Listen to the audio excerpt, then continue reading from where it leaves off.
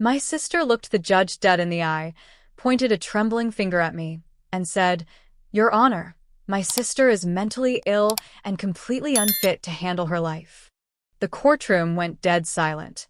My own blood had just publicly labeled me unstable in a desperate attempt to strip away everything my parents left behind. But before I could even defend myself, the judge slowly lowered his glasses, looked at my sister, and asked a single question that turned her face ghostly white and left the entire room breathless. "Welcome back." Before we dive into how a vicious family betrayal exploded in a crowded courtroom, make sure to like, subscribe, and comment below with the city or country you're watching from. I love seeing how far our community reaches.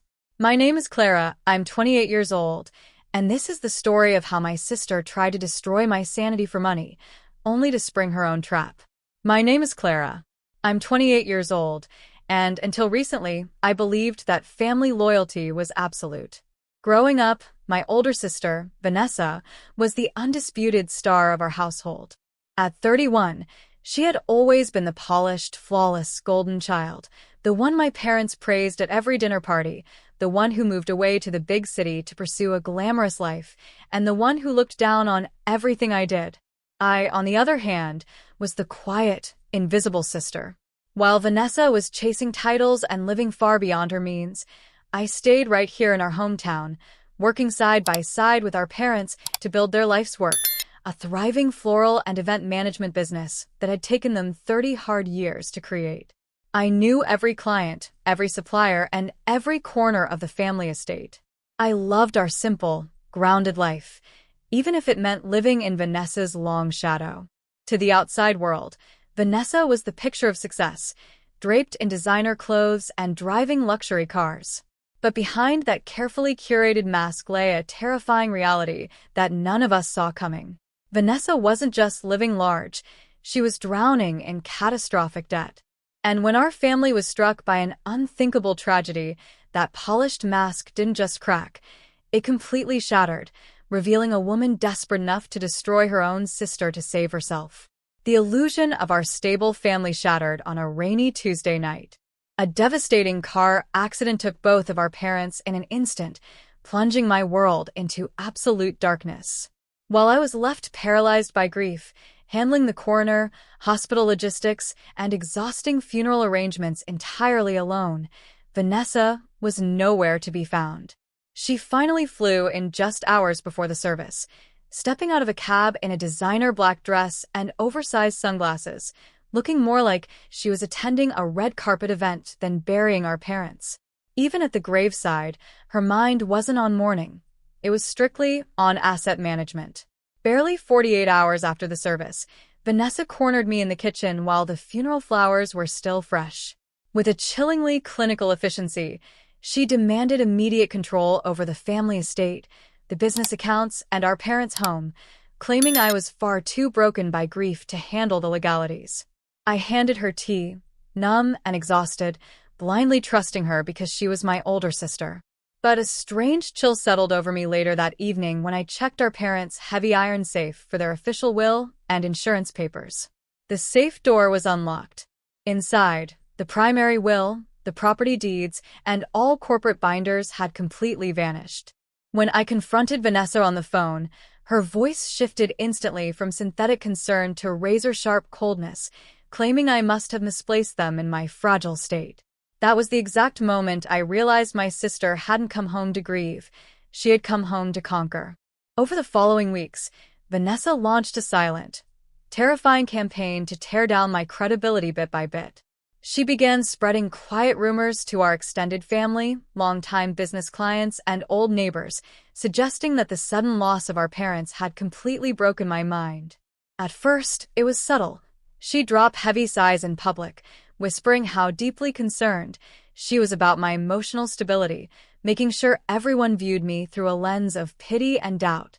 Then, the gaslighting entered our home and office. Important delivery receipts suddenly went missing from my desk, only for Vanessa to produce them later with a disappointed shake of her head.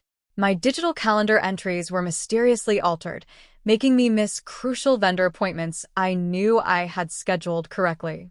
Every time I insisted I wasn't mistaken, Vanessa would smile with terrifying gentleness and say, "Clara, sweetie, your memory is slipping again. The stress is clearly getting to you." I started doubting my own senses, feeling like I was losing my grip on reality in an empty, echoing house. But panic gave way to survival instincts. I refused to let her drive me mad. Quietly, without telling a soul, I installed hidden motion-activated cameras throughout the office and set up strict digital loggers on all shared accounts. That precaution saved me, because just 3 days later, a process server knocked on my front door. Vanessa had officially filed an emergency legal petition for adult guardianship, asking a judge to declare me mentally incompetent and hand total, unchecked control of my life and inheritance over to her. The morning of the hearing, the probate courtroom was packed with distant relatives, family friends, and business associates, all brought in by Vanessa to witness my public humiliation. I sat alone at the defense table, feeling the heavy, judging glares of people who had known me my entire life, now convinced I was a broken, unstable mess. Vanessa sat across the aisle, surrounded by a high-priced legal team, looking every bit the grieving, responsible older sister forced to take charge of a tragic situation. Her attorney opened the floodgates of calculated lies. He presented heavily edited text message threads that made me sound erratic, fabricated journal entries claiming I heard voices, and even a written assessment from a questionable private therapist whom Vanessa had paid thousands to evaluate me from afar.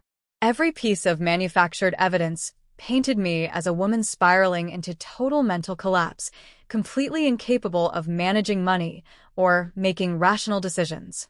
Then came the climax of her trap. Vanessa took the witness stand. Dressed in a modest navy suit, she dabbed at her eyes with a delicate tissue, her voice trembling with theatrical grief. She looked directly at the judge, pointed a shaky finger toward me, and delivered the devastating line, "Your Honor, my sister is mentally ill and completely unfit to handle her life. I'm only doing this to save her from herself." A collective whisper rippled through the gallery.